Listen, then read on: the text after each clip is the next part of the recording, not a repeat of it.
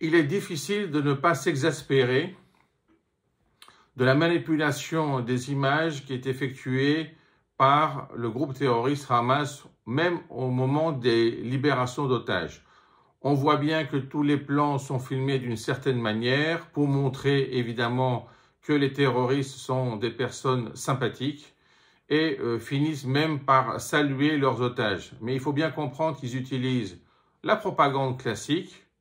mais aussi le syndrome de Stockholm, car on le sait bien, et cela est visible de manière générale dans le cas d'une prise d'otage,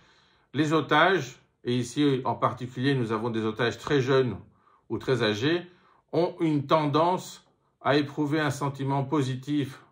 envers leur geôlier, car ils considèrent finalement que ce sont les protecteurs de leur vie.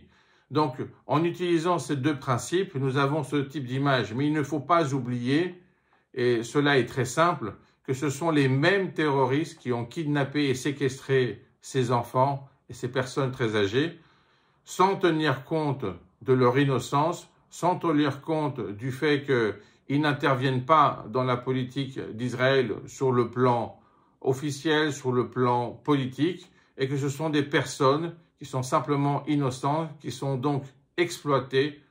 en vue de la propagande du Hamas, et rien de plus, rien de moins.